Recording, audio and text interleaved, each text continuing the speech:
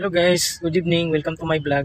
Ito na nga guys, update tayo sa kaso ni Pastor Apollo Kibuloy. Sa ngayon wala pa namang nangyayaring aristuhin doon sa Davao City. Pero may narinig kami, may nakita kaming balita sa TV na di umano ang mga legal expert o legal counsel ni Pastor Apollo Kibuloy nagsampa na ng kaso sa korte. Kaya ngayon wala ngayong nangyayaring aresto kasi ang gusto ni Senator Risa Hontiveros na arestuhin talaga para makadalo sa hearing sa Senado. Kaya nga guys, para kay Senator Grace po, sabi niya na wala daw silang, hindi daw nila priority na magpasa ng bill para sa SMNI para ma-shutdown ang franchise. Kaya ngayon, kay Risa Hontiveros, ano ka na, stay put ka lang dyan. Kasi ngayon pa lang, mayroon ng senador na kumukontra sa'yo. So ngayon, abangan namin yan kung anong mga update niyan kasi dapat si Grace po hindi laban ubawi.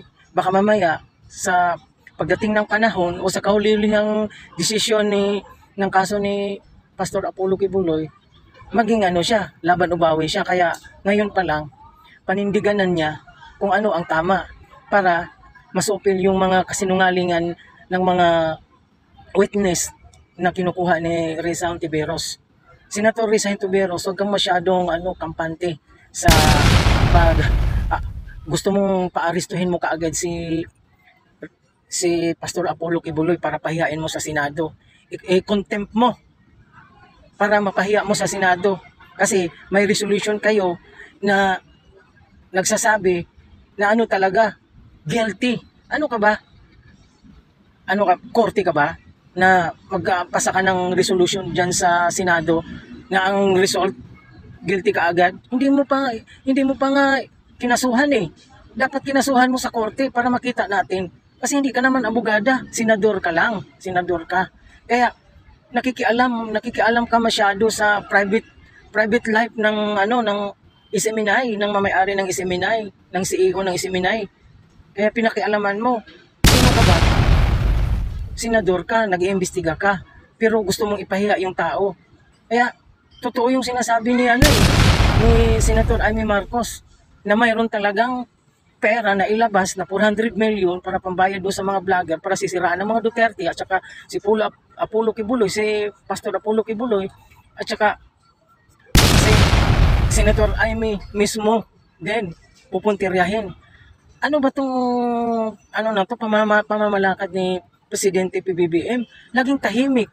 Ayaw niya magsalita, ayaw niya kasi less talk, less mistake. Kaya nga ayaw niya magsalita. Noon pa naman yan eh. Nung debate nga, ayaw nga yan dumadalo sa mga debate kasi siguradong mapahiya siya eh. Pinapahiya naman siya talaga, mapapahiya siya. Kaya nga, naging presidente yan eh. Kasi nga, tinulungan lang na ni Sara. Kung wala si Sara, hindi na maging presidente. Kaya ngayon, Presidente Bongbong Marcos, ka naman? Makinig ka din naman sa mga hinanaing ng mga Pilipino. Mga pangako mo dati kayo parang sweet couple na kayo ni Sara Duterte. Ngayon ano ba nangyayari? Tapos nagpulburon ka na yata eh. Yung utak natin pulburon na rin ba? Kami nagmamanman lang kami, tinitignan lang namin kung ano ba talaga ang kalakaran mo diyan sa pamamalakad mo sa sambayan ng Pilipino. Hindi yung mga pangako mo, ipapako mo lang. Oo, sinungaling ka naman eh. Biro mo, 20 pesos ang bigas. Wala naman nangyayari, lalo pang nagmahal. O anong mga sinasabi ng mga taga-Tondo? Mayroong vlogger doon na nagsusurvey kung anong naramdaman nila ngayon sa pamalakad mo sa 2 taon. Hindi maganda, gusto nila si Duterte ibalik. Kasi ngayon daw, sobrang mahal ng pagkain. Hindi ako nagdidepend sa gobyerno na manghihingi kasi may trabaho ako, kusinero ako sa hotel, restaurant. Kaya ako nagsasalita na dahil hindi ko na maintindihan kung ano talaga ang pamamalakad ng ating gobyerno ngayon. O balikan natin si Pastor Apollo Kibuloy. Nung unang-una, Sinuportahan ng SMNI ang unity team, si Bongbong Marcos, si Sara. So ngayon, anong nangyayari? Hindi mo talaga madipinsahan ang sumuporta sa'yo noon. Dapat pumagitna ka. Dapat sabihin mo, tika lang. Kasi nga, mayroon naman tayong korte. Doon na lang magkita-kita sa korte. Hindi yung papahiyain mo. Yun ang tumutulong sa'yo eh. Sigurado naman ako, tumutulong talagang SMNI sa'yo. Kasi si Sara, yung suportado talaga ng SMNI. Kaya ikaw din, nadala ka lang ng mga supporters ni Sara Duterte. Kami mga Duterte, hindi kami nagsisisi noon na kasi nandiyan ka na. Dapat naman magsalita ka, huwag kang manahimik. Huwag yung puro pulburon na lang. Ano ba yan?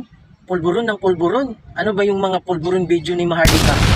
Totoo ba yon? Yung mga pulburon Maharlika? Ito mga akusasyon na to, iwan ko lang kung lalabas yung video na yan. Sabi ni Maharlika, pag nailabas yung video na yan, iwan ko.